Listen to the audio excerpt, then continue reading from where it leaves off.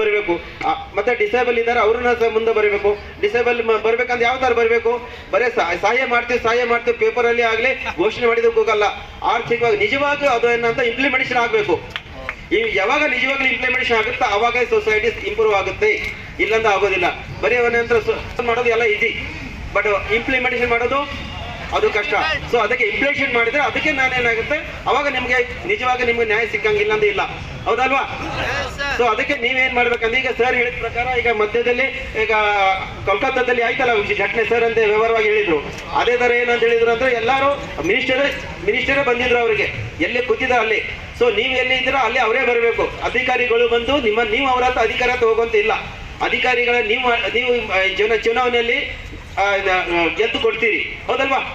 So ಅದಕ್ಕೆ ನಿಮ್ಗೋಸ್ಕರ ಇರುವಂತ ಅಧಿಕಾರಿಗಳನ್ನ ನೀವು ಟ್ಯಾಕ್ಸ್ ಪೇಯರ್ ಇದ್ದೀರಿಲ್ಲ ಕೇಳಬೇಕು, ಮೊದಲು ಕೇಳಬೇಕು, ಹೌದಲ್ವಾ? ಮತ್ತೆ ಆ ಸಮಸ್ಯೆ ಕೇಳಾರ್ದೆ ನೀವು ಅಲ್ಲಿ ಕುತ್ಕೊಂಡ್ಬಿಟ್ಟು ನೀವು ಇಲ್ಲೇ ಇದ್ದೀರಾ. ಹೋರಾಟ ಯಾಕೆ ಮಾಡ್ಬೇಕು ಅವಶ್ಯಕತೆ ಇದೆ? ಹೋರಾಟ ಮಾಡೋದು ಅವಶ್ಯಕತೆ ಇಲ್ಲ.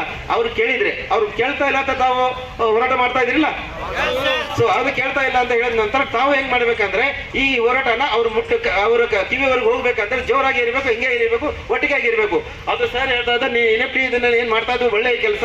ಅವ್ರು ಎಲ್ಲರ ಬೆಂಬಲ ನಂದಿದೆ, ನಾನು ನಿಮ್ಗೆ ಸಪೋರ್ಟ್ ಮಾಡ್ತಾ ಇದ್ದೀನಿ. ತಾವು ಎಲ್ಲರೂ ಬಂದು ಇದನ್ನ ಮಾಡಿದ್ದನ್ನು ಬಹಳ ಖುಷಿ ಆಗುತ್ತೆ ನನಗೆ.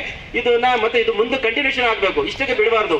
ಎಲ್ಲಿವರೆಗೂ ನಿಮ್ಮನ್ನು ನ್ಯಾಯ ಸಿಗಲ್ಲ ಅಲ್ಲಿವರೆಗೂ ಕಂಟಿನ್ಯೂಷನ್ ಆಗ್ಲೇಬೇಕು ಅಂತ ಕೇಳ್ಕೊಂತಾ ಇರೋದು, ಹೌದಲ್ವಾ?